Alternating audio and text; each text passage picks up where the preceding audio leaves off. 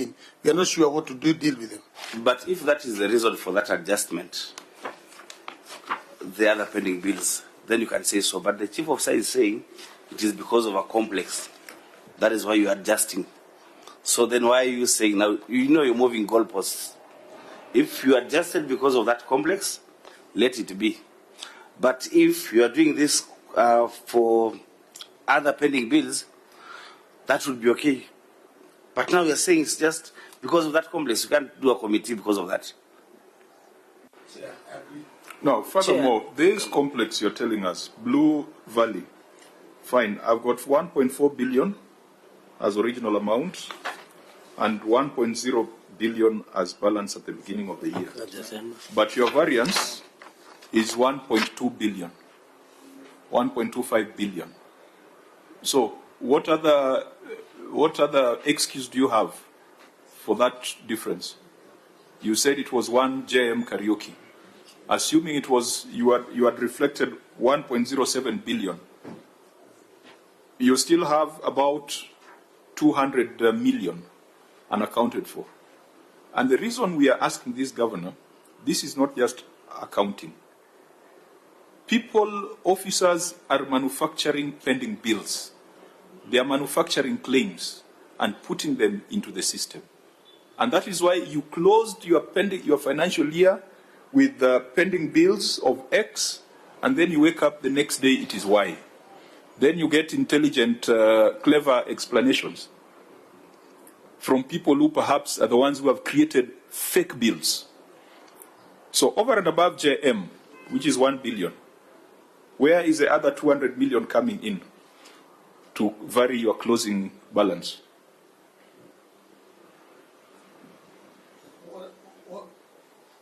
What I know from where I sit as the CEO, not a technical person, is that when I came in, there was a pending bill about 1.7 billion. No, Governor, specific to this. We are still on the midnight of 30th of June. I think they used the wrong format. We are still on midnight. Because how are you going to accept 1.25 billion created at the midnight of 30th of June? I think the formatting is wrong, as you had. No, it's not formatting. Chair, Governor, in a court of law, I'll now be saying there is cooking of figures. Because at midnight, Chair, how do you wake up and just come up with a figure of 1.1B? And you have struggled to explain to us, you are an accountant. Are you convinced that what you're doing is right? That you could at midnight cook figures, come up with 1.1B? Out if we can give proper. No, the proper is to me, Governor. There is something fishy with those figures.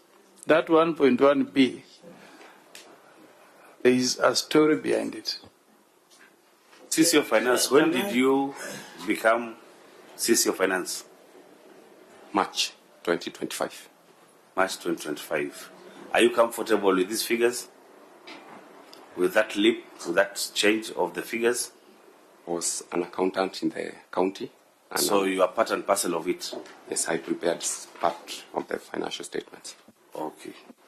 Chair, I just wanted to find out from Governor on this JM karaoke issue. Did you at any point requested the support of the national government? Number two, and just be writing, I can see the small people in quotes are suffering because in your schedule there are people like Amy Courage. I don't know who Amy is, Mr. Speaker, not the chairperson. Others like Paul Kababi, 84,000. Chair, number two, I've seen something unique about your disclosure. Governor, I wish you would be listening. Would you be listening? Governor, give us your attention, because if you give us your attention, we can be done by 2. Yes, I'll shoot with military precision. Allow me, Chair. I've noticed a number of people in the disclosure financial statements are people we call small people, 150,000, 87,000, led by Amy or Courage. I don't know who Amy is. Number two, I've realized, Governor, I hope you are noting that you have not remitting statutory deductions to NSSF, NHIF. I have seen LAF Fund. Just allow me, Chair, to run through like NSSF. You didn't, for example, in 2023-2024, you didn't remit 4.5 million. Outstanding balance are still 4.5 billion as of, because the outstanding balance of your disclosure in pending bill is 2.9 billion Kenya shillings. I've seen you have one for NITA, NSSF, another one for Kenya Power and Lighting Company. And also I see you are not a good friend of media. You have not paid Nation Media Group. You have not paid Royal Media Services, around 580,000. You have not paid Standard Group.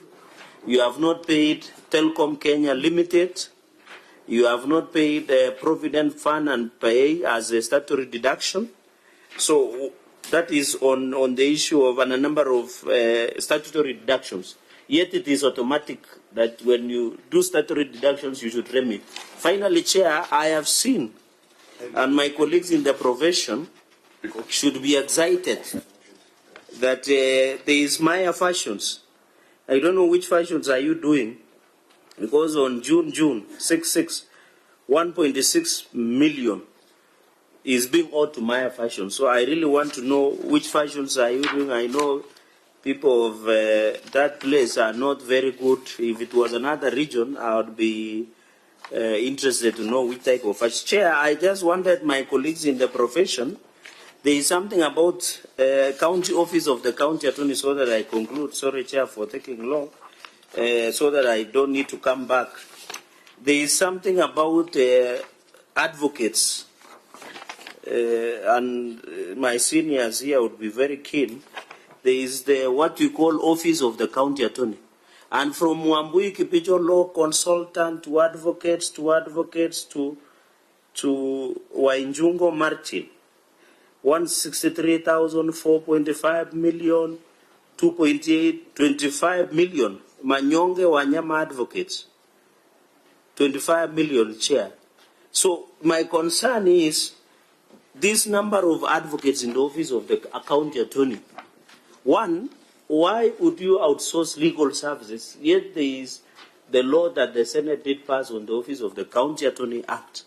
Number two, what is this from? You cannot say this is not your spending, because it starts from 2022-2023, which I want to believe you had assumed office to be the governor of Nyandarua County. So if you get, like, for example, Manyonge, Wanyama advocates being owed 25 million, others owed 500, which, of course, based on advocates' remuneration order. My concern is, why would you use a lot of resources? Because senior counsel and the chair, I don't know, this comes to around 30 to 40 million that is being owed to the law firms. Why would you outsource? Thank you, Chair. Okay. I hope you took note of the various questions. Please respond. Thank you, Chair. On the part of the pending bill, especially the constitutional ones, when I came in, I found that my former predecessor had not paid Kiarie for the 5 years. So we had about 200 million to deal with. So far, we have just cleared that one, and also from our part, we have no debt. We actually negotiated with them for a waiver, and we have cleared the Kiarie. Also, all other statutory bodies, we are now updated, but they had not been paid for the last 5 years before we came in. So that is where. Point of order, Chair. In one of the NSSF, it is on 2023-2024. So when you are in office of 4.5 million. And part of 2.9 billion outstanding pending bill of is among the statutory deduction. Sometimes they dress lightly because of exchequer late release, but right now we have no debts. But as of today, you have cleared. We have cleared. So this annexure, which is part of your evidence, is misleading the committee. As of today, by the time we are doing it, we could be having some balances, but as of today, we have cleared after receiving. So there is no statutory deduction that is pending. No, we don't pay this time, but they were they'd been padded for quite a number of years. Governor, as a matter of fact, in this audit report, it indicates you owed LAP Fund 155 million and CPF 28 million. Can you confirm whether those have been reconciled and settled? Some of them are questionable, Chair. I was talking about the status. You just talked of, but even that's part of statutory. Yeah, but some of those funds are still have. So it is not true what you said earlier. Yeah. When it comes to LAP Fund, in the same report, it said that you owed Kiarie 49 million. That is cleared. No, actually, those were penalties and interests of 49 million. And it goes further to say that you would have made a saving of 71 million had you followed the law. And so the Auditor General has told us that 71 million is nugatory expenditure, or rather wasteful expenditure, which should be recovered from somebody. How are we going to recover the 71 million that had to be paid to Kiarie due to errors of omission and commission by your officers? Chair, I've just explained to the committee that that is the money that accrued before I got into the office. Yes, there was someone before you got to the office. And that is why I came in to rectify and to make a positive change. Governor, I'm not fishing. I'm looking at the report of the Auditor General on the question of pending bills. So I don't think I'm posing trick questions. Agree, Chair. I'm going to that report and tying it to the question of Senator Kiarie. So we have confirmed that LAP Fund and CPF, you are not up to date. Yes. On Kiarie? We are up to date. But with the additional wasteful expenditure of 71 million? Of course, we negotiated for waiver to the extent that it could allow, but you see that was without my reach. Chair. Would you know to what extent the waiver was granted? In this report, correct? Or it was still part of the task force? No. That one we handled it directly with them and we cleared. So when you eventually paid, did you pay all the penalties and interests? That's what we want to establish so that we can ask the EACC to find out who was supposed to have done the right thing and failed to do the right thing, which led to a loss of 71 million on the part of Nyandarua County. Chair, the facts are there. It's very clear that we as the new government have tried to save as much as we can by negotiating. But it will not be unfair to make a recommendation for investigation to establish those culpable for the nugatory expenditure, because there'll be options of surcharge and there'll be options of prosecution. Would that be unfair? Chair, at your discretion, but things are okay now. If you can be allowed to move from there, we are good. But at your discretion, Chair, it was a big problem which we are now resolved. Okay. Maybe, Chair. Yeah, and then after that, go back to the remaining parts of Senator Kiarie's question. And then members, we quickly close this thing. Issues to do with the advocates. I would like to say that last year we employed a Solicitor General. In fact, we are with her here.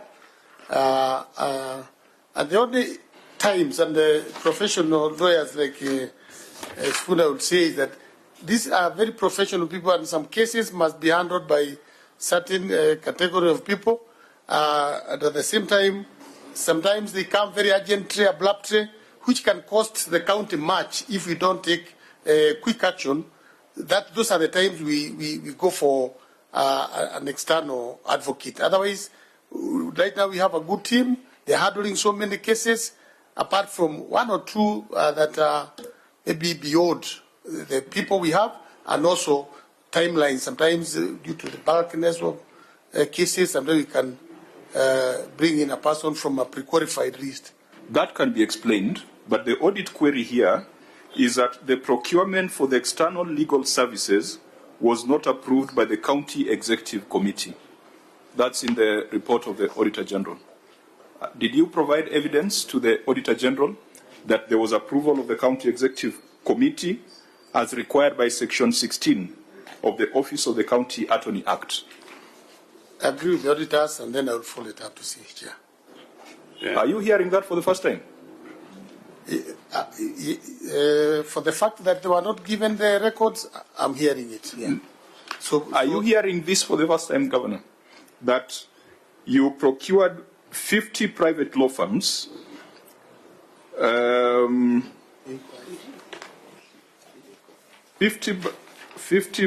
you had 155 cases, 50 by private law firms, 75 were not indicated. However, the procurement for the external legal services was not approved by the County Executive Committee. You have seen that paragraph in your report? I have seen it, and do you agree with the Auditor General that you have violated Section 16 of the County Attorney Act? When I followed, Chair, we approved it for the pre-qualification, but they did not prepare a report. That's where the problem is. They did not prepare a report to the governor. They did not prepare a report of them? A report to the governor of how they undertook that, but I remember in the cabinet approving that we can have a pre-qualified list of. Is there evidence of a cabinet minutes, cabinet memo, where that approval was done? Was there a cabinet paper to that extent? Because, mind you, we are not saying, you have explained yourself well, Governor, that there will be specialized cases where you need specialized legal services that you don't have internally. But the law requires you to get the approval of the County Executive Committee. Is there evidence? I agree with the law. Yeah. Therefore, if you agree with the law, then you should demonstrate to us how you complied with the law. This is information that can be provided later. Are you seeing this for the first time? I'm reading from your, unlike Senator Cherargei, who read from the annexure, I am reading from the main body of the audit report. Because if you give me the answer, then we don't have to go over that matter again. I'm trying to kill many birds with one stone. There was a paragraph on irregular engagement of consultants for legal services. I'm just trying to, can you go to your answer? Go to your answer so that we kill that matter. I hope your team shared with you this report before you came here. Yes, they did. Because you seem surprised about this. No, Chair. I'm aware. I just want to understand what kind of...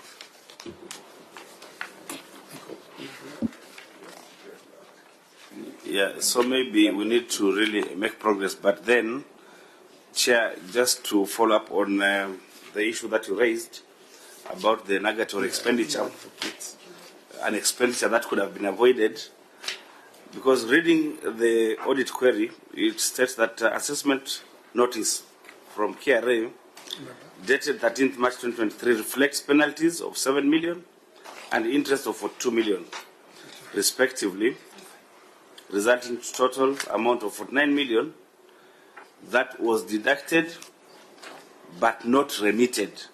I think the county needs to mitigate on that one. Why do you deduct money on behalf of Kiarie and then you don't remit, and then you cause the county to lose money? You need to mitigate. You've not answered it in your response here.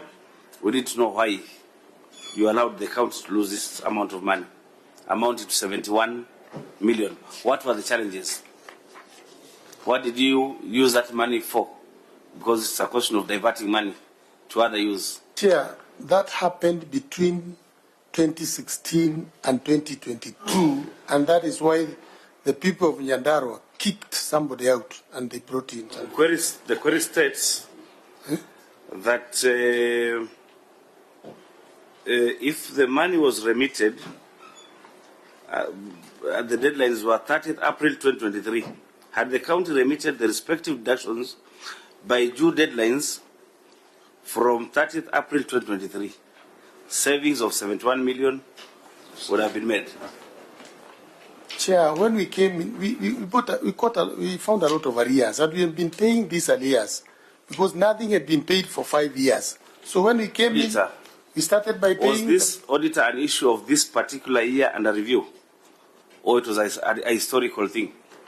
It's cumulative, Chair. It's cumulative. I think, members, we have agreed with and the governor has also accepted that it is at our discretion to recommend to EACC to investigate the issue of nugatory expenditure and hold people accountable. Whether they are in office or not, the Constitution allows anybody who misuses public funds to be held accountable. And I believe EACC has the instruments for that. Now, you are looking at your answer, because this issue of legal fees, the auditor has gone ahead and said that even the manner in which you are selecting legal firms was not in line with the procurement laws, and therefore you're operating in a manner that disadvantaged other firms.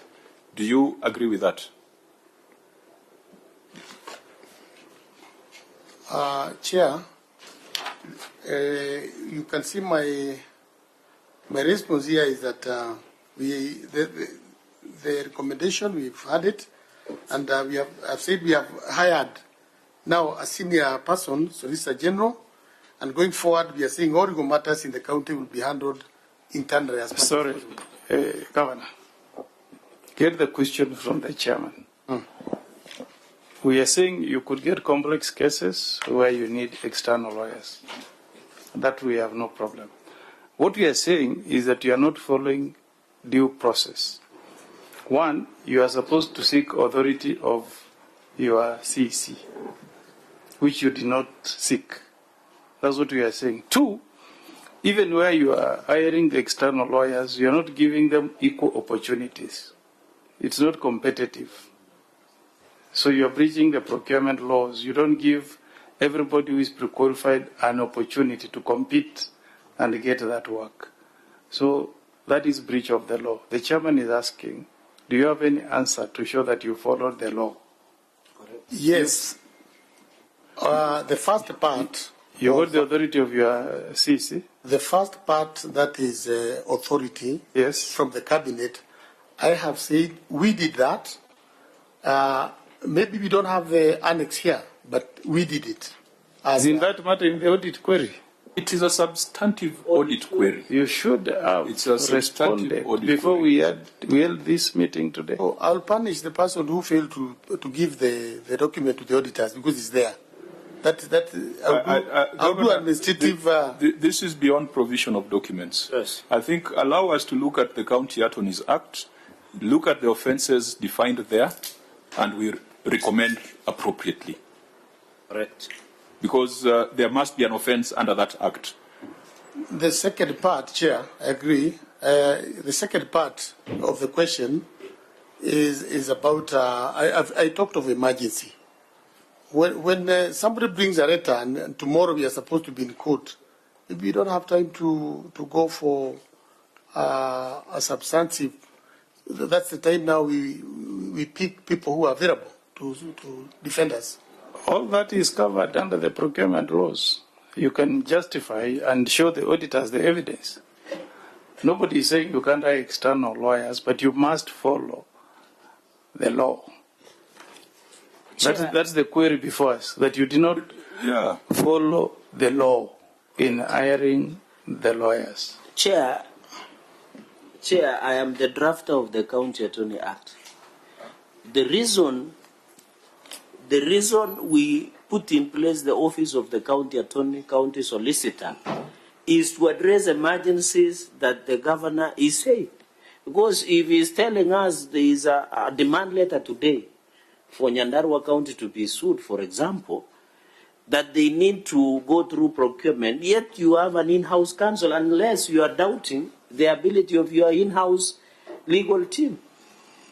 And even the substantive question which has been raised by the audit, there is no justification that you are having more than 50 law firms to look, or a number of them, without first using internal mechanisms. So, for example, when the governor, you should talk to your colleague of Kilifi, Gideon Mungaro, and he established a retinue of legal counsel to address. So, Governor, when you appear before us and tell us if there is an emergency, by the time we get an outside legal counsel, then what was the role of us passing the County Attorney Act, which should have addressed this emergency before even. And Governor, you must prove. I remember, Chair, finally, when Senator Dula and myself served in the legal committee, when the DPP brought in the QC, Queen's Counsel, to address the matter, you must have proved beyond reasonable doubt that it needed a speciality on handling of that legal matter that arose. So there must be justification before you give in any legal expert. Unless they are suing something like issues of aerospace engineering that you need an expert in such area. So, Chair, I think that answer of Governor is not in tandem with the vision that we had. I think the Governor is guilty as charged. It is upon us to make recommendations in line with the offences defined in the County Attorneys Act. But we take note that you now have a solicitor. Do you have a county attorney? Yes. Is the county attorney present? He is being represented by the Solicitor General. Why didn't the county attorney come? Because the county attorney is the head of that function. He had a matter in court today. It is important that because there are about 4 audit issues touching on legal, it's important that the head of the function is part of this delegation. Well advised, Chair. If we propose something alongside Nairobi City County and other counties with unprecedented pending legal fees, I think Nyandarua should be part of it, so that we can deal with these issues substantively in the presence of the county attorney, alongside Nairobi City County, I think Mombasa and others, who had unprecedented legal fees. Correct. So I think the direction we're giving to the auditor is, in your subsequent audit, look at this, check whether it is recurring, but also look at the contingent liabilities register to see whether they are disclosing and whether it's being properly stated or overstated. With regards to the pending bills, we are also giving directions that keep this matter in view in the audit cycle that is commencing. I think you have already started the in-year audit, and advise us on whether the county is adhering to the recommendations made by the Senate and the requirements of the law, where pending bills is a first charge. And you will see, Governor, from your own records, from page 68 all the way to page 70, you have pending bills for 2013.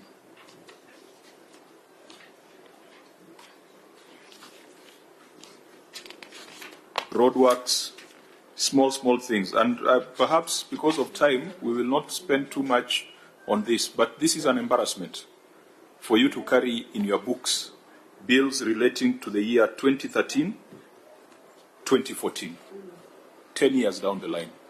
Because if it's a matter of verification, you don't need 10 years to verify whether a road was done or not. You just need to make a decision. If the claim is payable, verify and pay it. If it is not, strike it off your book and forward it to DCI. Because if it's not payable, it means that that's a crook who's trying to steal from the county government. Why should you carry a pending bill from 2013? Governor, in all honesty, why should someone be walking around your county with invoices from 2013? Chair, I want to agree with you, and I hope that circular is strongly given to us the way you have stated, because some of these claims, you find a file with empty papers, nothing, no LSO, no nothing, but somebody is still claiming. There is no way we can pay such a pending bill. But or if you can look at our record since we came in, we have paid quite a sizable amount of pending bill, the ones that are approved. So I think as a country, we need to come up with a way of offloading some of these things. They also. Well, but Governor, who's going to come up with it? You are the CEO. It's the reason you're in the county and Matthew is in the Senate. You are there to make the hard decision. Why should you keep a pending bill in your register from 2013? And why? The chair, they might need to benchmark with Nyeri. Nyeri has a very small pending bill. You might want to go to Makueni and see what they are doing. Because they are making the hard decisions. If they are fake claims, they are making a decision on it. Let somebody go to court, deal with it at that point. Well advised. So this one, you don't need anybody. else to guide you. You are the CEO. This is an executive decision. Now, honorable members, let's move a bit faster. On unexplained voided transactions, this is a matter of great concern, but we want to ask the Auditor General to keep this in view in the current year audit. Budgetary control and performance will take the responses on record. Late exchequer releases, again, will take the responses on record. And resolve prior year matters. We have agreed, Auditor General, that in the next audit cycle, prior year issues that are still outstanding will appear in the report. When we go to compensation of employees, remember the very first thing we were discussing was the inaccuracies in ledger balances between IFMIS and financial statements on compensation of employees, and that one we've asked the Auditor General to probe further. There was lack of an approved staff establishment. Governor, have you defined and gotten approval for your staff establishment? Yes, we have already done the draft and also passed it. Now we are sending it to the Assembly for final. So it is still in draft form? Yes. Auditor General, you could look at that and report in the next cycle. Non-compliance with law on ethnic composition. There is a counterpart committee, the National Cohesion Committee, that I believe is doing inquiries on this. I don't know whether you have appeared before it. Yes, I did. And you have made presentations to it? We are doing, we made presentation and we are making progress. We shall be guided by the report of the committee. On fiscal responsibility, 43% of total receipts are going to employees, which is above the 35%. Just recently, through the valiant efforts of Senator Mogeni, Nyandarua was included in the counties that received an affirmative action top-up. And we hope that if your revenues are guaranteed to be at 6 billion, then we should see a reduction of this ratio. Senator Mogeni, would you wish to reaffirm? Because these governors sometimes think that we do nothing in Nairobi. Can you reaffirm what the 47 senators have done for Nyandarua? Let me begin by asking, did you follow the proceedings? Chair, I'm so excited. If it is Senator Omugen who prosecuted that, then the Nyandarua, we owe you gratitude. Yeah, I followed and it was really exciting. It was the entire Senate. Oh, it appears you are not familiar with the facts. No, but that's why that is the first question. You are progressing very well. I was the brainchild, but without their support, it could never have seen the light of the day. But really, I hope once you get this money, you use it for development for the people of Nyandarua. Don't get the money and balloon your workforce, and you tell us I use the money to employ more people. Because that was not the intention. I was at pains to convince the Senate why we need that affirmative fund to spur development in the small counties. I agreed with my senator that this money is going directly to major development project in the okay, county. So then you can thank the chair and all senators. Because for Nyandarua to get more, it meant Homa Bay was to get was less. losing something. Correct. Yeah. That's the easy calculation, that for the 12 to get, we had to remove from Homa Bay, Nandi here, for you to get something. So it's a big sacrifice from the other counties to assist you to do catch-up. Correct. Yeah. Please bear that in mind with your other 11 brothers and sisters, if there is any. The only gift that you can give governor is to ensure there is prudent use of value, because Homa Bay and Nandi we lost, because all of us are cousins wherever you come from, Chair. So that is why we consider that into action, Chair. He didn't answer something about JM Karaoke Memorial. I had just requested one. I had requested this JM Memorial Hospital. I know it's part of the question, just Chair, because he didn't answer. Did you sought any help from the national government, or is purely financed by the county Senator, government? I'd like, and it's a good question. Yes. It's a substantive matter. Let's just run through and deal with it. Okay. So, payment of salary outside IPPD system. Auditor General, has this matter been resolved? Yeah, not yet, not yet. So, they are still running manual payrolls? Yes, Chair. This matter remains unresolved. We allow you to probe it further and report in the next audit cycle. Failure to recruit a Solicitor General, Governor, has that been resolved? And someone introduced themselves as a Solicitor General. Where is the evidence? Where is the evidence that that matter has been closed? You have a physical evidence. When were they appointed? Letters maybe, annexures. Thank you, Honorable Chair, members. I confirm that I'm the County Solicitor for Nyandarua County. With effect from? With effect from 20th December. 20th December. Of December, yes. Which year? 2024. 2024. Yeah. Okay, so we shall see whether it's going to change the next query, which is irregular engagement of consultants for legal services. That is what we have discussed at length, and the Governor has pleaded guilty. It is upon us to decide how to punish him. Non-adherence to the stipulated budget process timelines. Again, we have spent a lot of time on budget issues. Members of County Assembly, do not allow the executive to hijack your budget function. And we are seeing a lot of shortcomings that have been highlighted by the Auditor General on the budget process. Excessive budgetary allocation to the County Assembly. Mr. Deputy Speaker.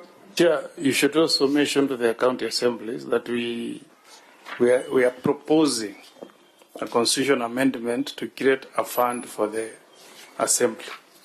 So that bill is on the floor. If it ever lands in Nyandarua, ensure that you support it. Yeah. Thank you. Members of County Assembly, you have been cited that you are getting more money than you need. Deputy Speaker, is that true?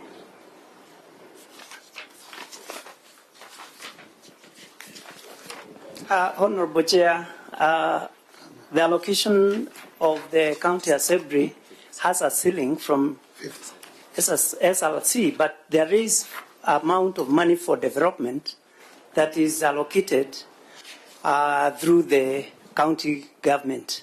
So I'm not sure. I don't know whether I have answered that. Well, the regulations require that 7% or not more than twice the personnel emoluments of the County Assembly is what should be sent to you. And I think Senate has been too generous with county assemblies over the years that we have raised the ceilings, and as a result, you're getting 11%. So with 11%, we have seen 43% is going to salaries.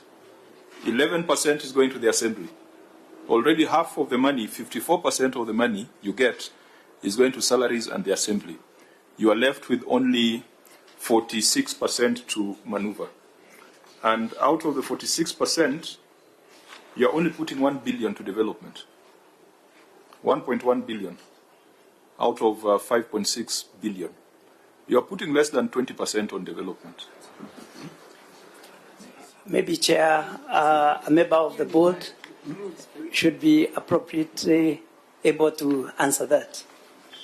I don't know whether the problem is yours or the problem is with the executive or the problem is with the Senate. Do they bully you that they must get above 7% or else they impeach you?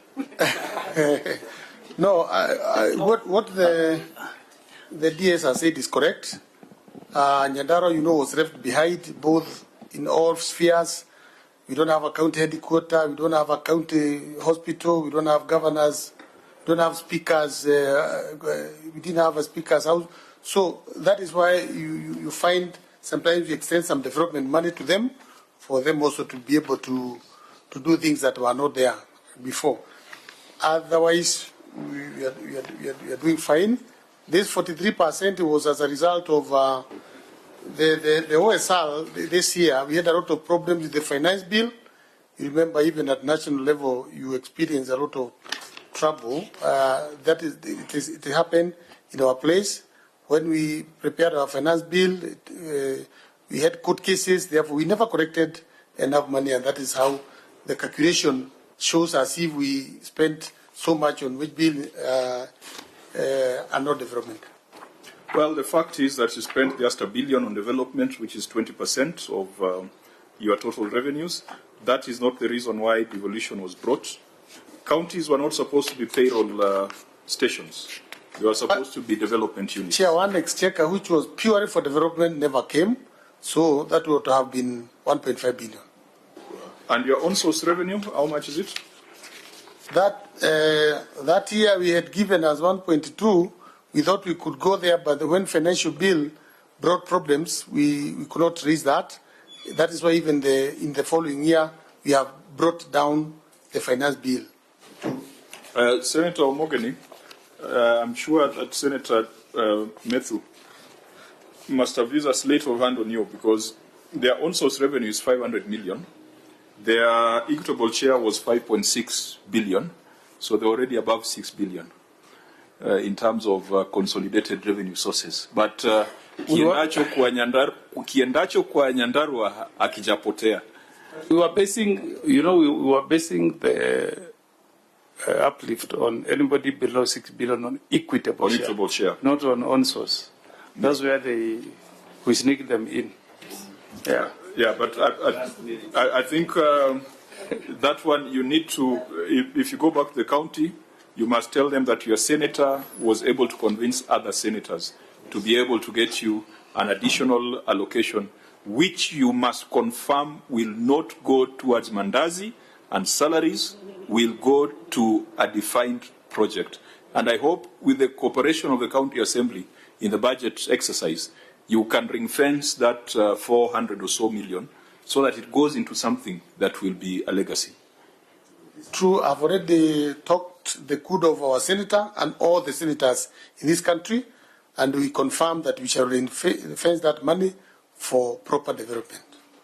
Okay, so on this audit query, Auditor General, your observation is valid. Please report on it as long as it remains above what is in law. It is upon the Senate now to revise the ceilings to bring them down to the 7%. So this matter remains unresolved, and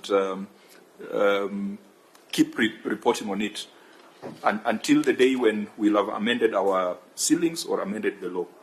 Well guided, Chair. Irregular revenue collection and management system extension. Earlier in our briefing, we agreed that we will stand down the interrogation of the receiver of revenue statement. We will ask the Auditor General to do a comprehensive inquiry and report in the 2024-2025 period. So all the issues that appeared in the receiver of revenue report, we shall not address them, but we'll ask the auditor to review and report back in the subsequent financial year.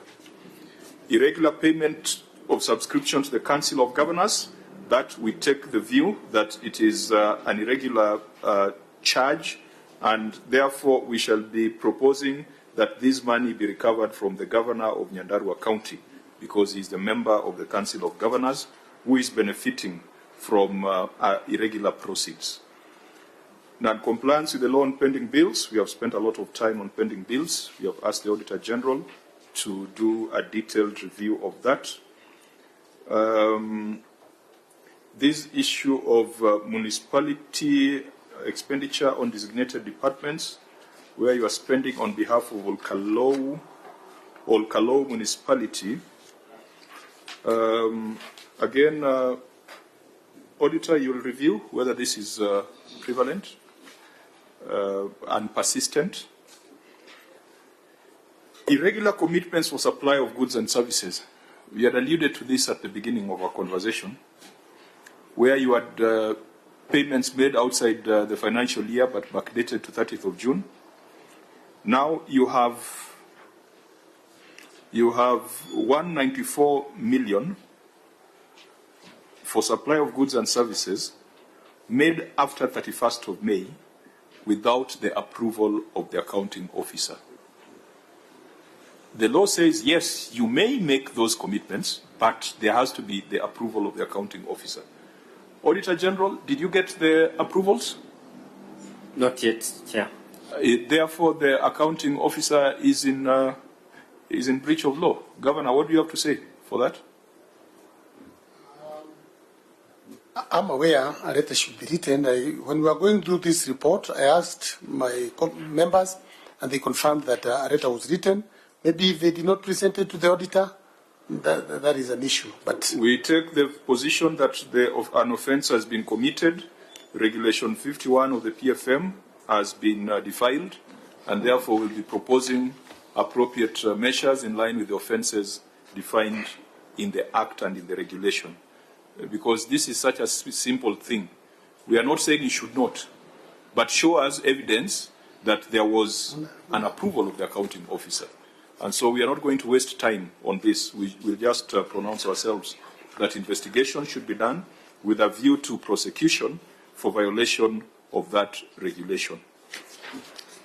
On projects implementation, there was incomplete and low absorption in projects implementation status report.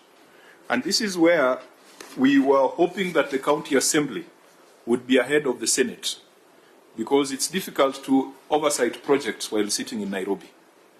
These projects exist in your wards. So if there were 770 projects with a budget of 3 billion, for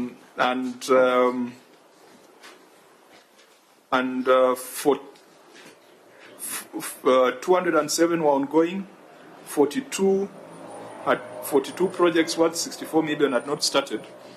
The best place for this kind of oversight is at the County Assembly. So, honourable members of County Assembly, even though we have had this exercise in the Senate, when you go back to your Assembly, please give a lot of priority to the projects. Because we have dealt with the other issues of lawfulness, issues of bookkeeping. Please focus on the projects, because there is no way, sitting in Nairobi, we can say that projects are happening without visiting the ground.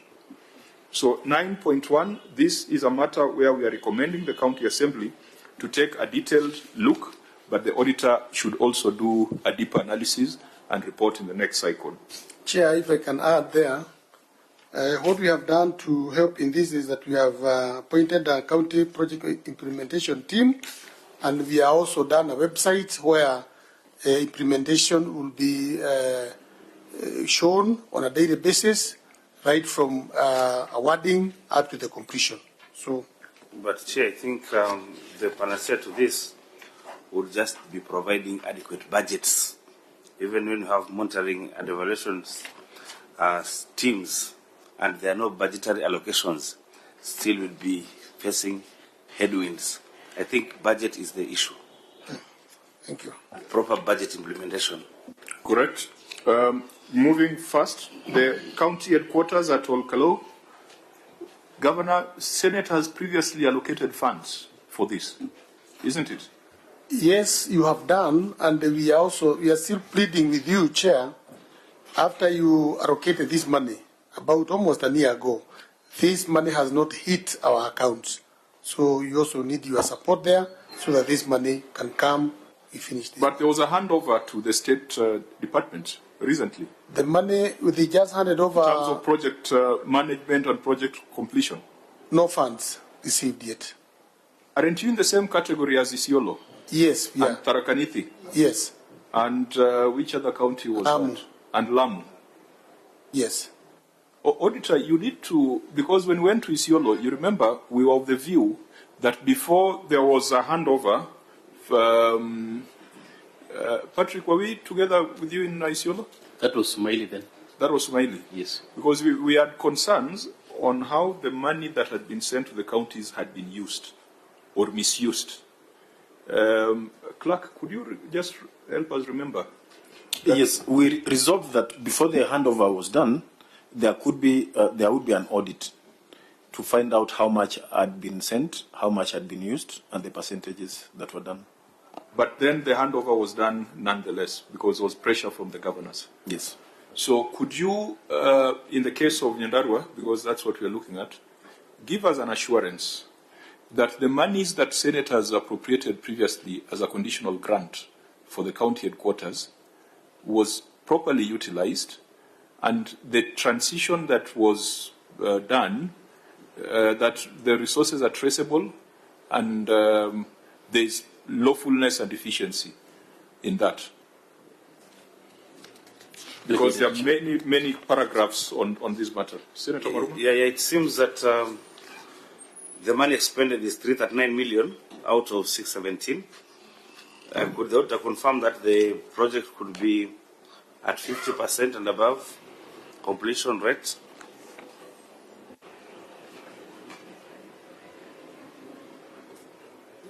Chair, maybe as the auditor is answering, I would like him to note that unlike the other 4 counties, for Nyandarua, the project manager, even for the period that elapsed, has been the Minister of Public Works headquarters. So even as he's looking for the details, he needs also to consult the Minister of Public Works, because they were the ones who are the project managers, unlike the others where project managers were from the county. And Governor, do you think this project is at 50% and above? Yeah, we're there. You're there. You're there. The last time I was there, I had not left the ground. No. It's the infrastructure, the walling, all the wallings have been done. They are now in the completions. Okay, so since you're already in this mess, let the Auditor General give us an assurance. I call it a mess because my county, Homa Bay, is building a county headquarters within a period of 1 year by looking at innovative financing mechanisms. I think there's been an arrangement with the CPF on a financing mechanism that is allowing us, and by the time you come for devolution conference in Homa Bay, our county headquarters, which started only last year, would probably be ready. Now, yours started in 2019. To date, it has not been delivered. So think out of the box. When you think out of the box, then you'll be able to get results much faster. But since this is ongoing, all these questions on lawfulness, Auditor General, make sure that they are addressed in the current year audit. County aggregation and industrial parks, is this complete or it is ongoing, Governor? It's ongoing. We are at 17%, but the national government has not honored the bargain of 250 million. So what are you going to do? We are still waiting because it is a co-partnered project. Well, it was removed by a parliamentary instrument, the County Government's Additional Allocation Act. So if it was not in SIGA, then the money won't come. So we are still working with the 250 million from our side, but still waiting for the national government to honor their bid. Where, Governor? The money is not there. Maybe this year, If it was not in the county government's additional allocation, they will appropriate. It is not there. Maybe there is no money this time, but next year they will appropriate. We expect. And if they don't, let them say so that we can. And Governor, why did you elect to start putting the money to the project before receiving the matching amount from the national government? Because that was the agreement. You just trusted them.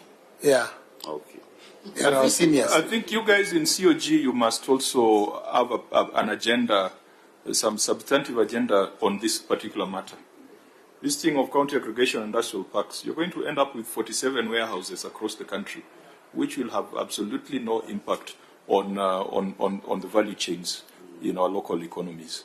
And you are quick to accept because the national government is telling you, you are a governor so that you can be able to make decisions that are local. And with the regional blocks, you have just one. We get 15% of the money, 85% of the money is left here. So when they say that they have something to give us, we come running. Yeah, but let them put it in something that is of immediate priority. Perhaps for your potato value chain, the priority might not have been an aggregation park. It could have been something else. It could have been value addition. But since this is ongoing, Auditor General, keep it in view. J Memorial County Referral Hospital, this one, Senator Cherarke, you had asked about it. Is this complete, Governor? Not yet, Chair. This project was about 1.5 billion when we awarded it. We have worked for the last 5 years until we found that we have no capacity to finish it. And again, remember, it's a level 5 hospital. Level 5 hospitals, we get support from the national government. That is why I requested the national government and the president to support, which he accepted happily. And we are expecting that in the near future, the military will be coming. We are already in talks with the PS military to come and support us to finish the remaining bit. So, the Chair, maybe on this gem Memorial Hospital, how much the county spent on it, and how much are you expecting from the national government, or you are handing over the entire building to national government? Thank you, Chair. Thank you, Chair. Out of the 1.5 billion, we have already spent close to 600 million, and still the contractor has done some work, or another like 150 million, which will pay from our end. But now from there, everything else will be done by the national government. Is the percentage of this GEM Memorial Hospital? We had 48%. 48%? Yes. What was the contract sum of the entire project? It was about 1.47, which is about 1.5. But since there are some variations, it's now coming to around 1.6 something. 1.6 billion. Yes. You have paid close to 600. You are supposed to pay another 150 million. So that comes to around 700 million plus. And the project is what? 1.6 billion. Yes. So that's almost, you have made almost 50% payment. Yes. Yes. And the works is 48%. Yes. Does that not ring a bell?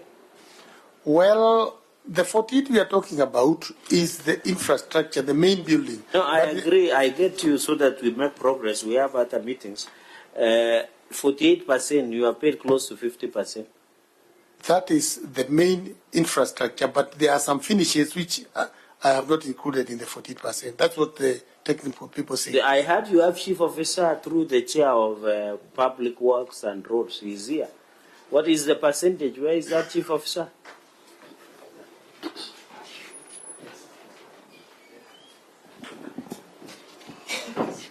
Chair, it is the Department of Health, and the percentage that we have done is the completion rate is 49%.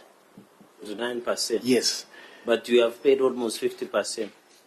We have paid 515 million. Outstanding to contract is 150 million, as per the governor said. Yes. The governor said the outstanding is 1 billion. No, the works that has been done as at now is saying 150 million. The works? They had to be paid. Yeah, the certificates. Yes, they were to be paid. The one they have raised certificates is like 150 million. So maybe finally, Chair, so that we don't take a lot in this.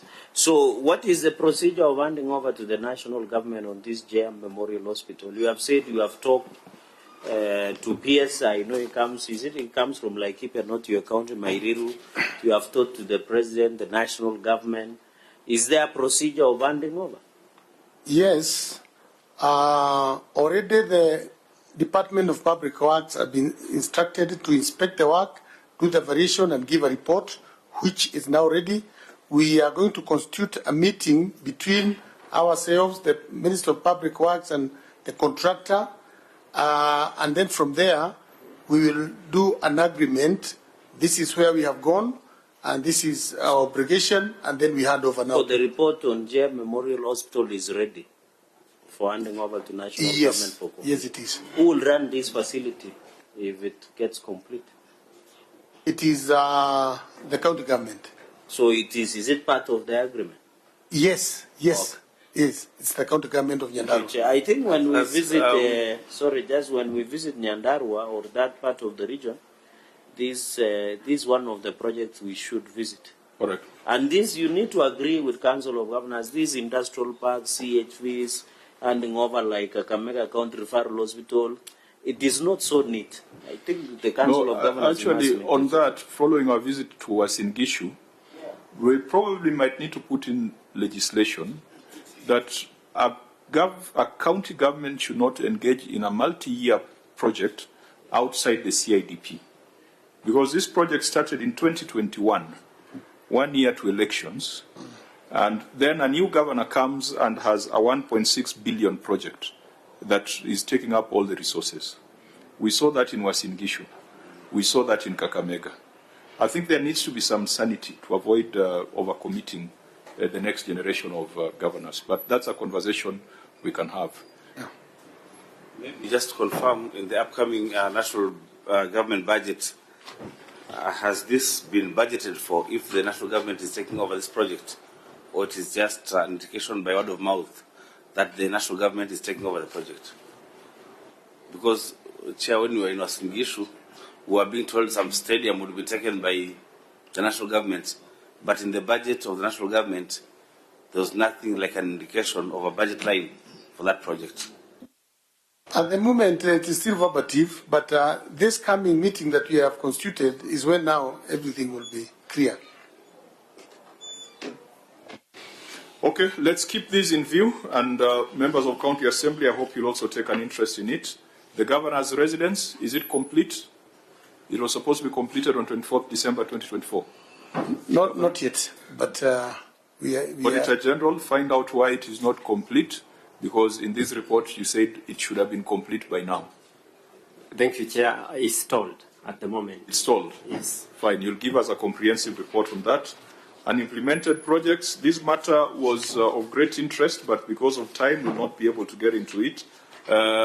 Keep it alive, keep it in view, and we can deal with it in the subsequent cycle, because I believe we'll have better time. Unremitted and withheld taxes, we have discussed this OAG. Identify for us the avoidable penalties or the avoidable charges arising out of this act of omission, so that we can make recommendation for such charges and punishment of the officers who caused the county to pay penalties and interest that could have been avoided. Well guided, Chair. The Information Technology Systems Interface, you told us that there is an ongoing review. Yes. Yeah. The Audit Committee, Governor, do you have it in place? Yes. In future, we have given directions that when you are coming for this exercise, you must come with the chair of the Audit Committee and the secretary to the Audit Committee. Guided. Who is the secretary to the Audit Committee?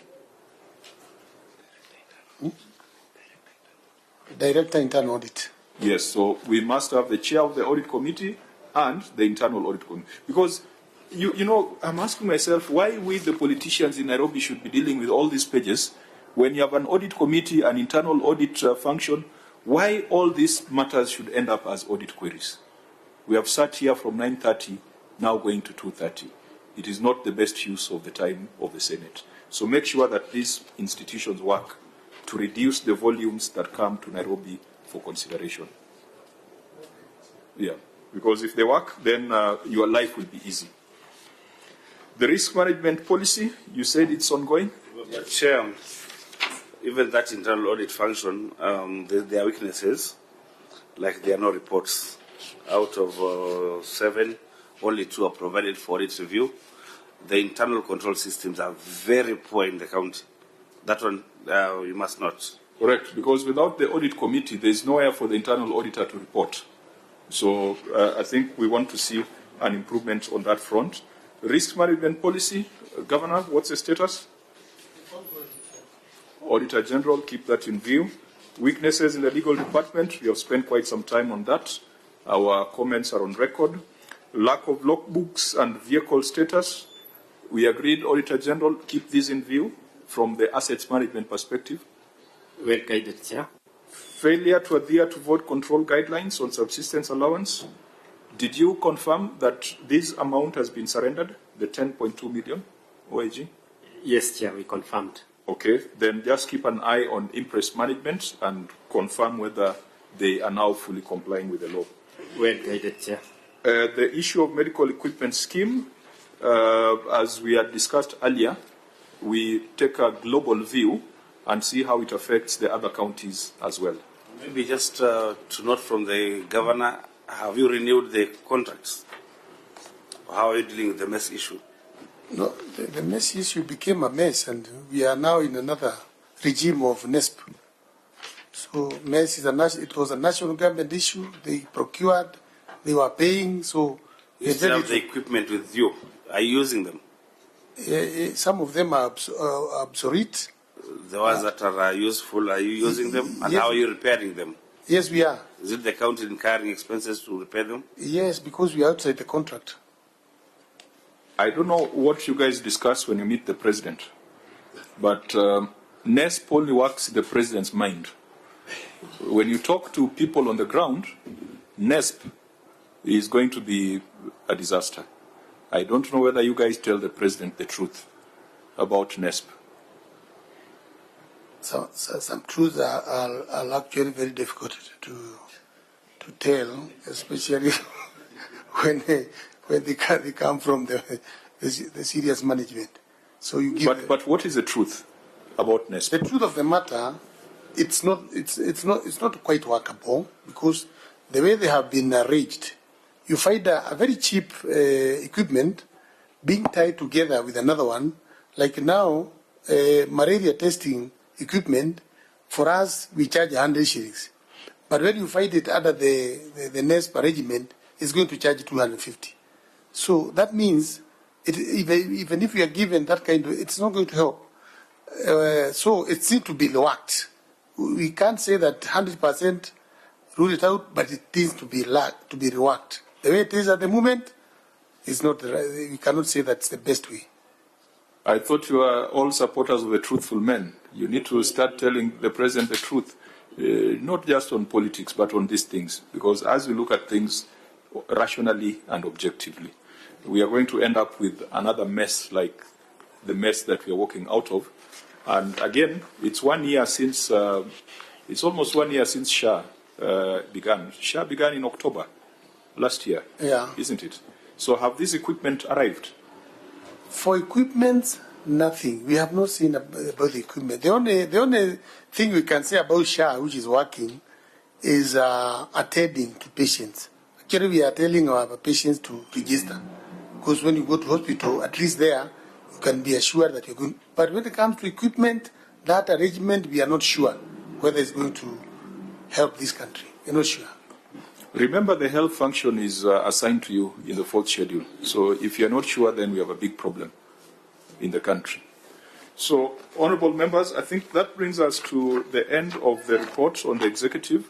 We have had to rush through some passages, but we had already agreed with the Auditor General on how to treat them in the 2024-2025 audit cycle. We have not gone into the details of the ROR. Again, we have agreed with the Auditor General on how that will be reported on. To the County Assembly, please help us with oversight, particularly on the projects and a few of the issues that we have left unresolved. But remember that your time is running out, because in the next 14 days, the financial years are closing.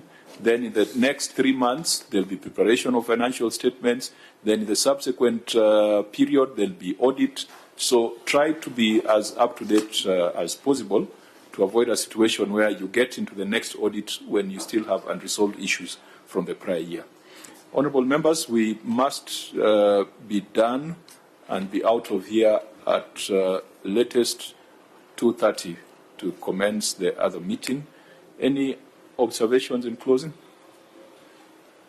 Just one for me, that Governor and your team in the Finance Department, this audit report is too big. Yet you can make it small by providing explanations to the auditor during the time of audit. We have had opportunity to look at your county with an unqualified opinion from the auditors. I think you need to really engage more with the auditors, engage more with your people, with the internal audit and the audit committee, so that these issues need not to be escalated to this level. Otherwise, you have a lot of work to do.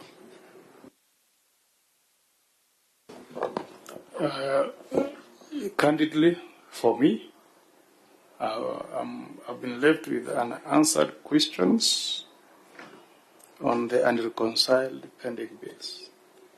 For me, there is a smoking gun there. So when we read our report, Chair, that issue, I'm not convinced that we have received the answers we ought to have been given. Governor. Yes, I'll give the Governor an opportunity. Perhaps I should have asked the Auditor General, are you receiving full cooperation from the entity, especially now that you're doing the compliance audits?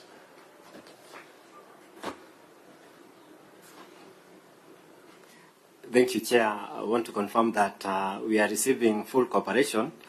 Maybe the aspect that we want to highlight to the Governor and the committee is the recurring nature of the issues that we are raising.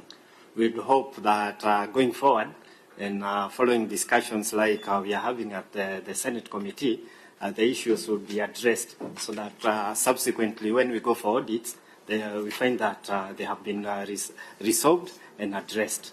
And the reports are fewer, and the issues that we raise become fewer and fewer. Yeah, but the fact remains that if there was better collaboration and cooperation, you wouldn't end up with these 200 pages of an audit report. Governor, you should not be proud of this. In fact, my Vice Chair was just whispering to me that these ought to have been an adverse opinion because there are so many issues that have been queried that have a bearing on the financial statements. Your comments in closing? Thank you, Chair. Mine is to appreciate everyone for the candid conversation that we've had. As for the auditors, I want to assure them that going forward, it has been recommended that we look at the entry and the exit meetings so that I get to understand the concern. That one will be done. Chair, I also want to promise that administratively we will do our part. In fact, we just gave appointment letters to the internal, to the audit committee the other day. Actually, we are now inducting them. In the next few days, they'll be on, and I am very sure they are going to help us to bring down most of these queries.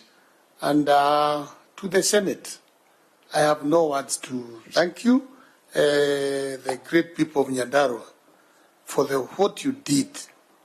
That one will remain in the book of history. You are the ones who have removed the burden of marginalization to the county of Nyandarua. We were left out there at devolution entry, but now you have brought us back. So thank you very much. Tell the other senators that we are very happy. I promise to oversee and supervise all what has been said here to ensure that next time we'll have a smaller booklet, not like the one which is there today. Thank you. And again, I know you're on the process of finalizing our, what do you call it, the negotiations. We are proud of you for negotiations you are doing to help the counties get enough money. We had asked for 465. Some people gave us 4 or 5. I know you are still fighting. We rely on you. We count on you. At least, even if we don't get 465, but let it be up there so that, because the Vice Chair just said that even if we keep talking here without budgetary money to do this, to complete these works, it will not be easy. It's the high time that the country realizes that 15% constitutional allocation should be rechecked so that we go even up to 30.